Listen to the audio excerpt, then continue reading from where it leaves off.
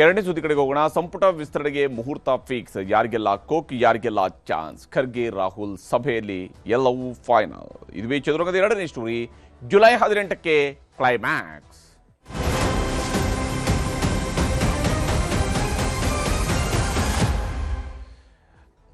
ರಾಜ್ಯದಲ್ಲಿ ಸಂಪುಟ ವಿಸ್ತರಣೆ ಯಾವಾಗ ಅನ್ನುವಂತಹ ಪ್ರಶ್ನೆಗೆ ಬಹುತೇಕ ಮುಹೂರ್ತ ಫಿಕ್ಸ್ ಆಗಿದೆ. ಸಂಪುಟ ವಿಸ್ತರಣೆಗೆ ಮುಹೂರ್ತ ಫಿಕ್ಸ್ ಮಾಡಲಾಗಿದೆ. ರಾಜ್ಯ ನಾಯಕರಿಗೆ ಈಗ ಕಾಂಗ್ರೆಸ್ ಹೈಕಮಾಂಡ್ನಿಂದ ಕೂಡ ಬುಲಾವ್ ಬಂದಿದೆ. ಸಂಪುಟ ವಿಸ್ತರಣೆಗೆ ಮುಹೂರ್ತ ಫಿಕ್ಸ್ ಆಗಿದ್ದು ರಾಜ್ಯದ ನಾಯಕರುಗಳಿಗೆ ಕಾಂಗ್ರೆಸ್ ಹೈಕಮಾಂಡ್ನವರು ಬುಲಾವ್ ಕೊಟ್ಟಿದ್ದಾರೆ.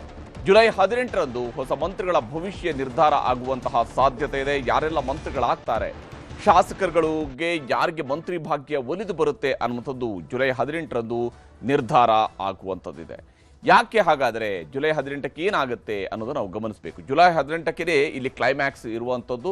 ಯಾಕಂದರೆ ರಾಜ್ಯ ಸಚಿವ ಸಂಪುಟ ವಿಸ್ತರಣೆಗೆ ಕೂಡಿ ಬಂದಿದೆ ಕಾಲ, ಕಡೆಗೂ ಕಾಲ ಕೂಡಿ ಬಂದಿದೆ ಜುಲೈ 18ರ ಕ್ಲೈಮ್ಯಾಕ್ಸ್ಗೆ. ಯಾಕಂದರೆ ಜುಲೈ 18ರಂದು ಮುಖ್ಯಮಂತ್ರಿ, ಮಾಜಿ ಮುಖ್ಯಮಂತ್ರಿ ಹಾಗೂ PCC ಅಧ್ಯಕ್ಷರನ್ನ ದೆಹಲಿಗೆ ಕರೆದಿದ್ದಾರೆ. ನವದೆಹಲಿಯಲ್ಲಿ ಮಲ್ಲಿಕಾರ್ಜುನ ಖರ್ಗೆ ಅವರ ಮನೆಯಲ್ಲಿ ರಾಹುಲ್ ಗಾಂಧಿಯವರು ಸಭೆಯನ್ನ ನಡೆಸ್ತಾರೆ. ನವದೆಹಲಿಯಲ್ಲಿ ಮಲ್ಲಿಕಾರ್ಜುನ ಖರ್ಗೆ ಅವರ ಮನೆಯಲ್ಲಿ ರಾಹುಲ್ ಗಾಂಧಿಯವರು ಸಭೆ ನಡೆಸಿ ರಾಜ್ಯ ರಾಜಕೀಯದ ಬೆಳವಣಿಗೆಗಳು, ಸಂಪುಟ ವಿಸ್ತರಣೆಗೆ ಸಂಬಂಧಪಟ್ಟಂತಹ ಚರ್ಚೆಯನ್ನ ನಡೆಸಲಾಗಿದೆ. ಇದೇ ಸಂದರ್ಭದಲ್ಲಿನೇ ರಾಜ್ಯ ನಾಯಕರುಗಳಿಗೂ ಕೂಡ ಬುಲಾವ್ ಕೊಟ್ಟಿದ್ದಾರೆ. ಜುಲೈ 18ರಂದು ದೆಹಲಿಗೆ ಬರುವಂತೆ ಹೈಕಮಾಂಡ್ ಬುಲಾವ್ ಕೊಟ್ಟಿದೆ.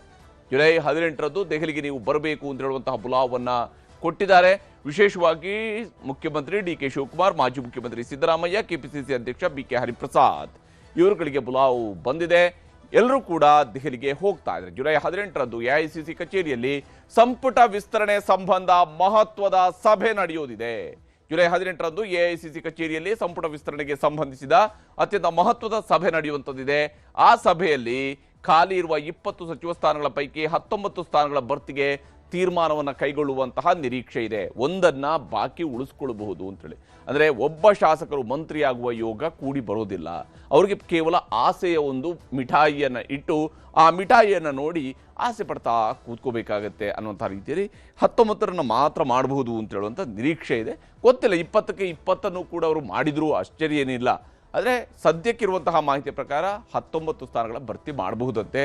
ಅದರಲ್ಲಿ ಯಾರಿಗೆಲ್ಲ ಅವಕಾಶ ಅಂತ ಹೇಳಿ ಬಂದಾಗ ಸಿದ್ದರಾಮಯ್ಯನವರ ಸಂಪುಟದಲ್ಲಿದ್ದ ಇನ್ನು 3-4 ಮಂದಿಗೆ ಮತ್ತೆ ಅವಕಾಶ ತೆರೆದುಕೊಳ್ಳುವ ಸಾಧ್ಯತೆ ಇದೆ. ಕೇವಲ ಮೊದಲ ಕೋಟದಲ್ಲಿ ಮಾತ್ರ ಅಲ್ಲ, ಎರಡನೇ ಕೋಟದಲ್ಲೂ ಕೂಡ ಕೆಲವರು ಮಂತ್ರಿಗಳಾಗಬಹುದು.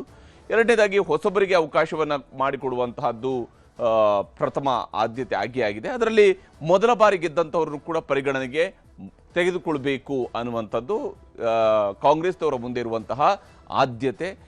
ಇನ್ನು 4ನೇದಾಗಿ ಯುವ ಮುಖಗಳಿಗೆ ಆದ್ಯತೆಯನ್ನು ಕೊಡಲೇಬೇಕು. ಯುವ ಮುಖಗಳಿಗೆ ಆದ್ಯತೆ ಕೊಟ್ಟರೆ ಮಾತ್ರನೇ ಈ ಸರ್ಕಾರದಲ್ಲಿ ಒಂದು ಫ್ರೆಶ್ನೆಸ್ ಅನ್ನು ತರೋದಕ್ಕೆ ಸಾಧ್ಯ ಆಗುತ್ತೆ ಅಂತೇಳಿ. ಇನ್ನು ಹಿರಿಯ ಮತ್ತು ಕಿರಿಯರ ಮಿಶ್ರಣದೊಂದಿಗೆ ಒಟ್ಟು ಸಂಪುಟದ ರಚನೆ ಆದರೆ ಆಗ ಸರ್ಕಾರವು ಕೂಡ ಪರ್ಫೆಕ್ಟ್ ಆಗಿ ಕೆಲಸ ಮಾಡ್ಕೊಂಡು ಹೋಗೋದಕ್ಕೆ ಸಾಧ್ಯ ಆಗುತ್ತೆ ಅಂತೇಳಿ ಆಲ್ರೆಡಿ ಹಿರಿಯರನ್ನ ಈಗಾಗಲೇ ತೆಗೆದುಕೊಳ್ಳಲಾಗಿದೆ. ಇಲ್ಲಿ ಯಾರಿಗೆಲ್ಲ ಮಂತ್ರಿ ಭಾಗ್ಯ ಬರಬಹುದು ಅನ್ನುವಂಥ ವಿಚಾರಗಳು ಬಂದಾಗ ಸಂತೋಷ್ ಲಾಡ್, ಜಮೀರ್ ಅಹಮದ್ ಖಾನ್, C ಪುಟ್ಟರಂಗ ಶೆಟ್ಟಿ ಅವರ ಹೆಸರುಗಳು ಮುಂಚೂಣಿಯಲ್ಲಿ ಕೇಳ್ತಾ ಇದ್ದಾವೆ. PM ನರೇಂದ್ರ ಸ್ವಾಮಿ, SC ಬಾಲಕೃಷ್ಣ, ರಾಘವೇಂದ್ರ ಹಿಟ್ನಾಳ್ ಅವರ ಹೆಸರು ಕೂಡ ಈ ವಿಚಾರದಲ್ಲಿ ಇದ್ದೇ ಇದೆ. ಇನ್ನು ಬಸವರಾಜ್ ಶಿವಣ್ಣನವರ್, ಹಾಗೆ ಉಮಾಶ್ರೀ ಅವರು, ಅನ್ನಪೂರ್ಣ ತುಕಾರಾಮ್ ಇವರಲ್ಲಿ ಯಾರಾದರೂ ಒಬ್ಬರಿಗೆ ಮಂತ್ರಿಗಳಾಗುವಂಥ ಅವಕಾಶ ಸಿಗಬಹುದು. AS ಪೊನ್ನಣ್ಣ, ರಿಜ್ವಾನ್ ಅರ್ಷದ್, ಸಲೀಂ ಅಹಮದ್ ಅವರು ಕೂಡ ಈ ರೇಸ್ನಲ್ಲಿ ಇರುವಂಥವ್ರು. ಆದರೆ MLCಗಳಲ್ಲಿ ಇನ್ನೆಷ್ಟು ಜನ ಕೊಡ್ತಾರೆ ಅನ್ನೋಂಥ ಡೌಟ್ ಇದ್ದೇ ಇದೆ. ಶರತ್ ಬಚ್ಚೇಗೌಡ, SN ಸುಬ್ಬಾರೆಡ್ಡಿ, M ಕೃಷ್ಣಪ್ಪ ಅವರು ಕೂಡ ಮಂತ್ರಿಗಳಾಗುವಂತಹ ಸಾಧ್ಯತೆ ಇರುವಂತಹ ನಾಯಕರುಗಳಾಗಿದ್ದಾರೆ. ಇನ್ನು ಮಧು ಬಂಗಾರಪ್ಪ ಅವರು ಕೂಡ ರೇಸ್ನಲ್ಲಿ ಇದ್ದೇ ಇದ್ದಾರೆ. ಲಕ್ಷ್ಮಣ ಸವದಿ, KS ಬಸವಂತಪ್ಪ ಕೂಡ ತಮ್ಮದೇ ಆದಂತಹ ಪ್ರಯತ್ನವನ್ನು ಮಾಡ್ತಾ ಇದ್ದಾರೆ. ಇದರಲ್ಲಿ ಲಕ್ಷ್ಮಣ ಸವದಿ ಅವರು ಮಂತ್ರಿ ಆಗುವಂತಹ ಸಾಧ್ಯತೆ ಗೋಚರಿಸ್ತಾ ಇದೆ. ಅಪ್ಪಾಜಿ ನಾಡಗೌಡರು, ಯಶವಂತರಾಯಗೌಡ ಪಾಟೀಲ್ ಇವರಿಬ್ಬರಲ್ಲಿ ಒಬ್ಬರಿಗೆ ವಿಜಯಪುರ ಜಿಲ್ಲೆಯಿಂದ ಅವಕಾಶ ಸಿಗಬಹುದು. ಅಭಯ ಪ್ರಸಾದ್ ಅವರು ಕೂಡ ಹಿರಿಯ ಶಾಸಕ, ಸಹಜವಾಗಿಯೇ ಧಾರವಾಡಕ್ಕೆ ರೆಪ್ರೆಸೆಂಟೇಷನ್ ಬೇಕಿದೆ, ಅದು ಅಭಯ ಪ್ರಸಾದ್ ಅವರ ಮೂಲಕವಾಗಿ ಸಿಗಬಹುದಾ ನೋಡಬೇಕು.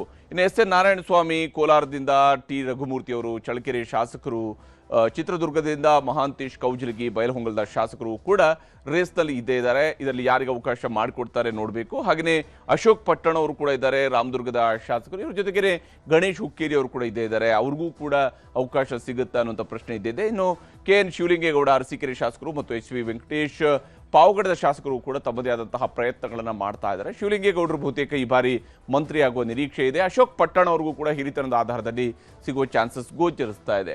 ಇನ್ನು ಎ ಸಿ ಶ್ರೀನಿವಾಸ್ ಪುಲಿಕೇಶಿ ನಗರದ ಶಾಸಕರು ಮೊದಲ ಬಾರಿ ಅವಕಾಶದಲ್ಲಿ ಅವ್ರಿಗೆ ಸಿಗುತ್ತಾ ಅಂತ ಹೇಳಿ. ಇನ್ನು ರುದ್ರಪ್ಪ ಲಮಾಣಿ ಹಾವೇರಿ ಶಾಸಕರು, ತನ್ವೀರ್ ಸೇಠ್ ನರಸಿಂಹರಾಜ ಕ್ಷೇತ್ರದ ಶಾಸಕರಾಗಿರುವಂತಹ ತನ್ವೀರ್ ಸೇಠ್ ಅವರು ಕೂಡ ಈ ರೇಸ್ನಲ್ಲಿ ಇದ್ದಾರೆ. ಆದರೆ ಯಾರಿಗೆ ಅಂತಿಮವಾಗಿ ಮಂತ್ರಿ ಸ್ಥಾನ ಸಿಗುತ್ತೆ ನೋಡಬೇಕಾಗಿದೆ. ಇದಾಗಿತ್ತು ಇವತ್ತಿನ ಚದುರಂಗ. ನಮಸ್ಕಾರ.